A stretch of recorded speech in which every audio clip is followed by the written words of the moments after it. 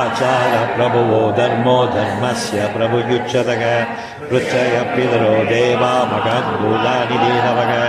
जङ्गमञ्जेतं जगन्नारायणोद्भवं योगो ज्ञानं तदा साङ्ख्यं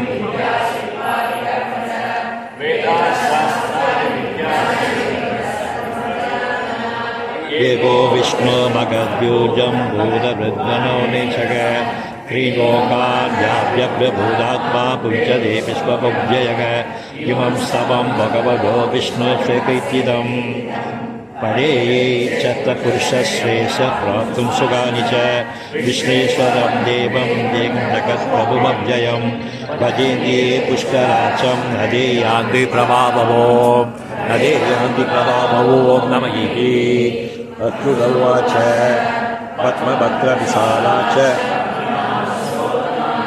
भक्तानामनुरक्तानां दादा भवजन्यदनग श्रीभगवानुवाच यो मां नाम सहस्रेण स्तोतुमिच्छति पाण्डवः श्लोकामेमज्ञानेशस्तुरेव संसदिः श्रुतेव संसद ॐ नम इति व्यास उवाच वासना वासुदेवस्य वासिदम् सर्वभूतनवायोऽसि वासुदेव नमोऽस्तु ते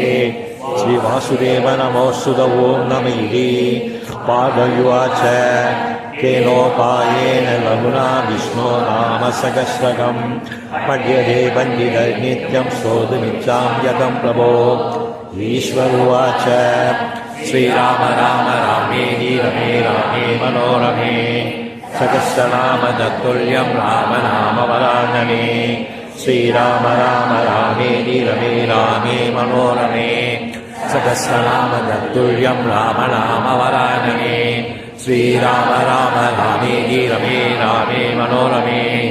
सहस्रनाम तत्तुल्यं राम नाम वरानने श्रीराम नाम वरानन ॐ नम इति ब्रह्म उवाच नमोस्तवन्दनाय सहस्रमूर्तये सहस्रपादाचि शिरोरुबाहवे प्रणम्य पुरुषाय शाश्वते वदामि नमः सहस्रकोटिपदार्णव ॐ नम इति सञ्जय उवाच लोको लोकेश्वरो यत्र भद्रो धनुर्धरः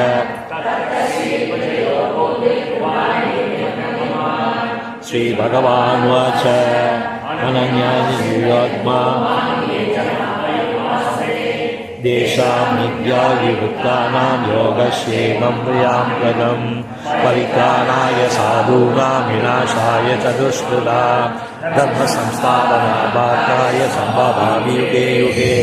वाग्दत्ता विषण्णा शिथिला च पीडा कोवेषु च वादिशवर्धमाना सङ्गीत्य नारायण शब्दमात्रं निर्दुग्धो सुविनो भवन्तु कायेन वाचा मनसेन्द्रियैर्वा बुद्ध्यात्मना वा प्रकृते सुभावात् करोमि यद्यत् सकलं परस्मै नारायणायेति समर्पयामि इति श्रीमहाभारते सच्चस्यास्त्रिकायां संहितायां वैवाच्याम् अनुशासनप्रवर्तानि श्रीभीष्म युधिष्ठिर संवदे श्रीविष्णुसहस्रनामस्तोत्रं सम्पूर्णम्।